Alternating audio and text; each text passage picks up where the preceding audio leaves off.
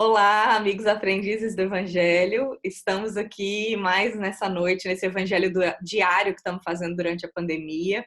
E hoje resolvemos novamente retomar o assunto família, que também é um assunto de muito interesse da nossa amiga Marília, assim como a gente teve o anterior da nossa aprendiz e amiga Helena também. Então, acessem o outro vídeo para vocês conhecerem a nossa conversa sobre o nosso tema. E agora continuar a falar, porque tem muito a ser dito, Quem não tem isso? e muitas experiências que a gente tem para compartilhar, para nós nos ajudarmos uns aos outros. Então, passo a palavra para a Marília, para ela abrir o tema para a gente. Tão bom conversar sobre esse assunto, né? Pode continuar. Bom, primeiro, obrigado pelo convite. Estou adorando o formato, adorando participar dessas reuniões, desse evangelho. Acho que está sendo super produtivo, está me ajudando muito e acho que está ajudando a todos que estão participando. Eu escolhi esse tema porque eu acho que é uma coisa bem pessoal, é uma coisa que todo mundo acho que tem essa dificuldade, às vezes, dentro de casa mesmo. E comigo já é um assunto que já está resolvido, então eu acho que vale a pena a gente... Que bom. Graças a Deus.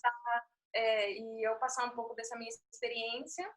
Vou pedir desculpa para minha mãe, que talvez eu vou expor aqui um pouco ela, mas acho que ela vai ter Mãezona, né? Mãezona trabalhada no Evangelho já. Tá vendo? Bom, talvez assim a gente já deu uma evoluidinha, né, nessa encarnação. Bom, esse assunto, na verdade, minha mãe, desde pequena, e ela sempre acabou comentando com várias pessoas que quando eu era bebezinha no berço, eu chorava e ela, quando ia lá me ver o que estava acontecendo, ela falava que eu não queria ela, que eu queria o meu pai. E isso ela sempre comentou, mas eu, de pequena, não lembro disso. Não era uma coisa que era intencional, né? Era uma coisa que, não sei porquê, eu acabava chamando meu pai em vez da minha mãe. E eu fico imaginando que isso, para uma mãe, deve ser super difícil, né? Também você imaginar ter um filho, um bebê, e chegar lá e você ter essa reação contra um filho que é tão esperado e desejado. Isso ela sempre contou para todo mundo e foi uma coisa que sempre me incomodou, porque eu não lembro. Então, era uma coisa que eu não entendia por que ela comentava tanto. Teve um momento que a gente... Bom, várias questões também, a gente teve várias dificuldades na minha adolescência. Eu confesso que sou uma pessoa foi uma adolescente difícil. Adolescente aborrecente. Novidade, um adolescente ser difícil, Todos né? são aborrecentes, E, bom, a gente teve as nossas questões, mãe e filha, que acho que muitas pessoas passam por isso. E, bom, a gente teve época que a gente não se falou, teve época que eu a desrespeitei, enfim. Em resumo, acho que todo mundo tem um pouco disso dentro da família, com alguma pessoa. E isso sempre foi uma questão que a gente sempre tentou trabalhar. E eu comecei a fazer terapia com meus 28 anos, e aí eu comecei a entender com a psicóloga um pouco todas essas questões que estavam abertas dentro de mim. Que bom. E ela começou a me explicar toda essa questão, mãe, filho, essas relações que o Espiritismo também já nos ensina, e enfim, é uma coisa que veio a somar, né? E veio a parte espiritual da religião e a parte da terapia, que eu acho que é uma coisa importante também para todo mundo. Com certeza. E foi uma questão, um dia que a gente sentou as duas e falou, vamos colocar os pingos no i. Vamos ver o que está acontecendo, por que a gente está tendo essas reações. Eu conversei com ela, falei que isso me incomodava, dela falar dessas questões para todo mundo, que parecia que ela estava me cobrando dessa reação, né? Eu sentia isso. E, na verdade, não era. Para ela, talvez já estava resolvido isso, pela questão do espiritismo, que ela já estava na doutrina há muito tempo, e eu ainda estava trabalhando isso dentro de mim. Então, por isso que ela comentava tão naturalmente e me incomodava, em vez de incomodar ela. E, bom, essa conversa foi super importante pra gente. A gente sentou, chorou, falou tudo que estava engasgado, Lembra aquele dia que você falou isso, lembra aquele dia que você fez isso, e foi de ambas as partes. E isso foi, eu acho que para a gente, um acerto de conta que estava precisando acontecer. Talvez a nossa questão familiar, mãe e filha, eu hoje entendo como um resgate que a gente precisou vir nessa encarnação para se aceitar. Não sei o que a gente fez, não sei quem que fez para quem. Ainda bem que a gente não sabe o que a gente fez. Ainda bem. Ainda bem. Mas eu acho que é uma questão que hoje já está resolvido. E eu acho assim, importante frisar que todas essas questões, dificuldades que a gente passou de relação, não significa que a gente nunca não se amava, né? Verdade. Porque é importante dizer isso. Às vezes, os conflitos ou as relações, não é porque você tá batendo de frente ou tá tentando se encaixar que você não ama essa pessoa, né? O amor, eu acho que só o amor de mãe para filho, filho e mãe, enfim. E aí não vou... Um dos maiores amores que tem na humanidade é a maternidade, é isso mesmo. Exato. Então, o amor, ele sempre existiu, mas existiam esses ajustes que a gente precisava resolver. E a gente conseguiu resolver. E hoje eu tenho eu consigo falar desse assunto, sem, assim, às vezes me emociono, mas é uma coisa que eu acho que já está resolvida. E é isso, eu acho que precisa chegar um momento de maturidade de ambas as partes, né, de compreensão, para chegar e resolver e ter essa conversa, né, e poder uma abrir o coração para a outra e colocar para fora tudo que está machucando, ou que machucou, ou que ainda está guardado, com respeito, para que isso possa fluir e os acertos de conta se acertarem. E, bom, para quem não sabe, eu moro na Espanha, em Madrid, já fazem 4 anos. E desde que eu vim para cá, morar aqui, eu acho que a nossa relação se fortaleceu ainda mais. Por mais que a gente está distante fisicamente, eu acho que mentalmente, emocionalmente, a gente está mais forte hoje em dia, porque a gente se fala muito mais, a gente conversa muito mais, a gente consegue se relacionar e trocar ideia mesmo de tudo, né? Isso é um exemplo muito bom. E isso não é que a distância a gente está longe, mas o amor, e, enfim, tá sempre ligado. E eu posso até afirmar essa distância, como você falou aí, no nosso evangelho diário. Com a nossa presença física dos trabalhadores, era uma vez por semana.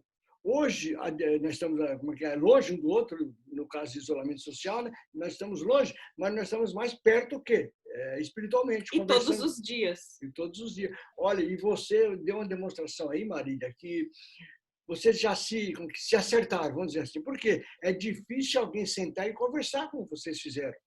E a gente sabe que vocês duas são manteiga derretida. Sabe o que significa isso? Vocês têm sentimentos apurados. Isso que é gostoso. E a família, geralmente nós, ela é resgate mesmo.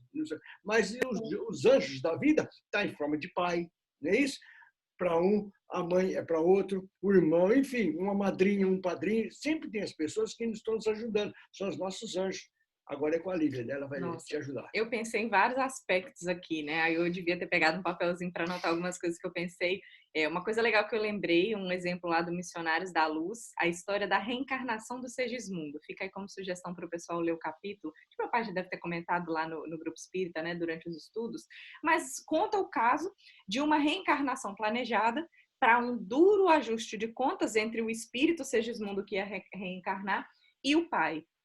E tem um relato do medo, do pavor desse espírito para voltar à Terra e lidar com o inimigo direto, que era o pai, que tiveram uma situação muito complicada na encarnação anterior, precisa resgatar, porque a família, como eu falo, gente, dizem assim, né? Você conhece bem a pessoa depois que você mora junto com ela. não é um grande desafio? Porque quando você, meu filho, tá lá na sua casa, tá tudo beleza. O grande desafio, e por isso a importância da instituição família, é porque é dentro de casa que a gente conhece a pessoa, que a gente lida com todos os defeitos que cada um de nós traz. Então, imagina o pavor do espírito de voltar para ser filho de um grande inimigo do passado. E olha que ele fez uma grande preparação espiritual para reencarnar. Ele teve todo o apoio dos missionários, é por isso que o nome é isso que eu ia focar também, porque tinha toda uma equipe espiritual, tanto dando força para o Segismundo que ia reencarnar, quanto chamando a família para conversar lá em cima. A mãe e o pai que iam receber a criança,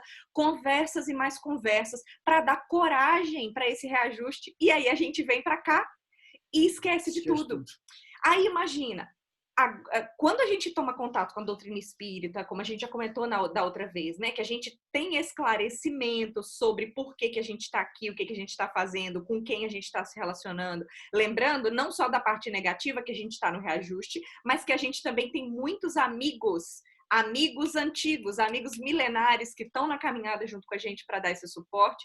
Às vezes eles estão na família, então por isso a gente tem mais afinidade com um e mais dificuldade com o outro. Às vezes eles chegam por meio de amizades, mas aí, se a gente mantém prece diária, né, naquele jeito que a gente falou de prece, mantém contato, mantém uma boa vibração, a gente vai abrindo o coração para entender as dificuldades que vêm na nossa casa, na nossa vida.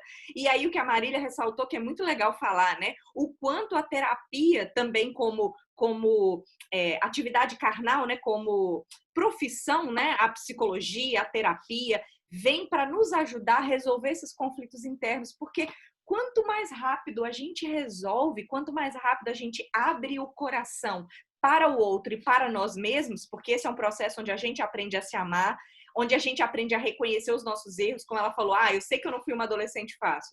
Eu também sei que eu não fui uma adolescente fácil, mesmo sendo espírita.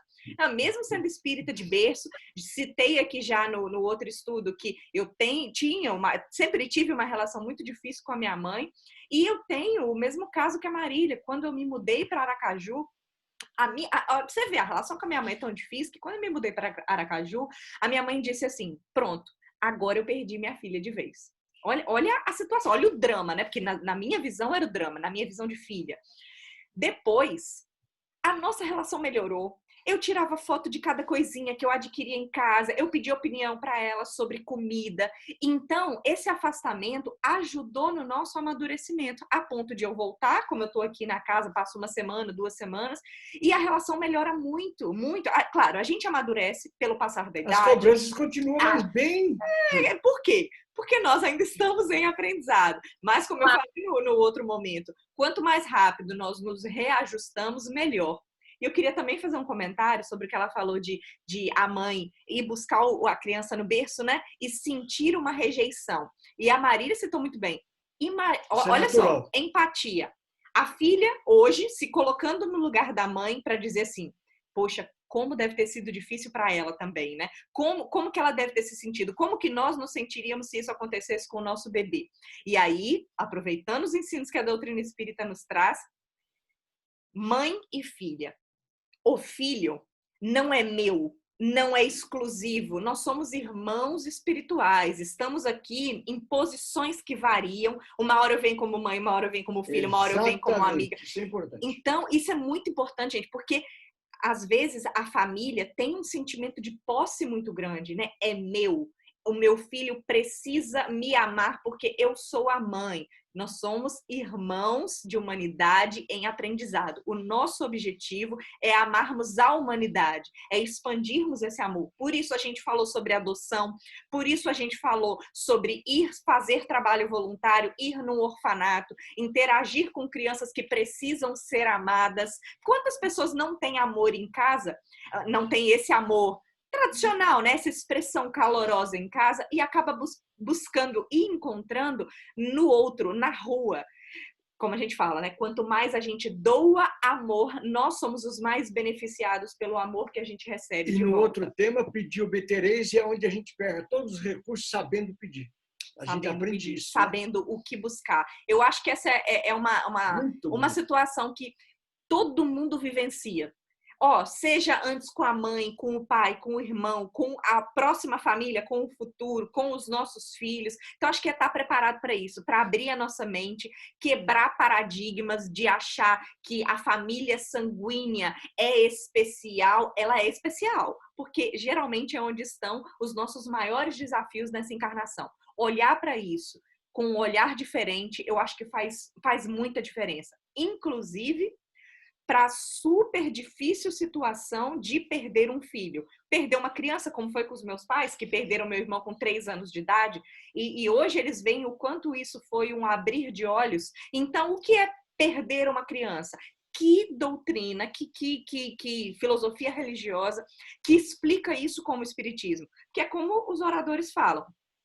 Espírita, protestante, católico, judeu, muçulmano, budista, todos sentem a mesma dor ao perder um filho. A diferença está na resignação, em não se desesperar, em conseguir continuar a vida, porque você sabe que continua. O espírito só se libertou da carne mais rápido que a gente. Nós vamos nos reencontrar. E o Haroldo, inclusive, tem uma palestra dele fala assim, e se você perder uma perna, qual é o problema? Você não é a perna. E se você perder as 2 pernas, qual é o problema? Você não é as 2 pernas. E se você estiver numa cadeira de roda, você para sair daquela situação, se adaptar. Olha que coisa bonita. Então, e às vezes as coisas acontecem para a gente realmente acordar e impulsionar essa evolução espiritual que a gente está aqui, né? Porque às vezes a gente precisa, no nosso dia a dia também, às vezes, perder um emprego para a gente dar valor nesse emprego. Perder alguma coisa. Ou seja, às vezes a dor, ela vem de forma para a gente abrir os olhos e que essa dor possa se transformar em uma evolução para a gente como pessoa, como espírito, como... É essa a nossa compreensão. E foi realmente muito legal ter falado novamente sobre esse tema, como meu pai comenta, né? O evangelho é repetitivo? Depende, nós repetimos um tema e ainda assim não o esgotamos, principalmente porque a gente sempre pode retomar esses conceitos que a gente aprende para tentar aplicar eles no nosso dia a dia. Então, caminhando aí para o encerramento, Marília, quer comentar mais alguma coisa? Suas observações? Agradeço a participação, espero... Bom, todo mundo, a gente está aqui aprendendo e colaborando ao mesmo tempo, e está sendo muito produtivo para mim, como eu comentei no começo. Está sendo um apoio moral e ajuda realmente pessoal, o evangelho que a gente está fazendo todo dia. Eu também tô sentindo muita diferença. Pra vocês verem, como alguém comentou hoje. Meu marido comentou hoje. A pandemia trouxe tantos desafios e, ao mesmo tempo, trouxe tantas coisas novas, tantas coisas que estão nos ajudando que nós não fazíamos antes da pandemia. E uma coisa importante que eu sempre ressalto aqui, hoje que a casa está fechada, materialmente falando, o Centro Espírita, online, ou seja, como a gente fala pela internet, nós estamos tendo um trabalho, olha, gente, eu costumo falar hoje, eu vou ser até atrevido, já que está para o mundo, né? Estamos trabalhando 50 vezes mais, na minha opinião.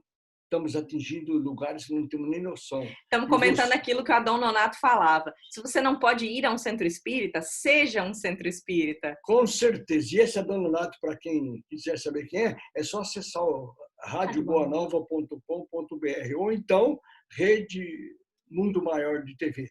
Então, ali todo o sistema, são gente super especiais, são profissionais dedicados, cada um na sua área, mas com a visão espiritual aberta pelos postulados de Kardec, que ele codificou para nós, né? Muito legal. Muito bem, gente. Então, hoje a gente estreia outra modificação também, um outro novo formato, por sugestões dos nossos aprendizes aí, desse nosso grupo. Ao invés de fazer as vibrações por aqui, nós vamos enviar o áudio das vibrações lá no grupo, principalmente porque o YouTube é recheado de preces, né, de outras meditações que a gente pode explorar também. Então, a gente deixa esse vídeo um pouquinho mais curto, sem as vibrações, e a gente volta lá para o nosso grupo do WhatsApp para acompanhar as vibrações da Marília.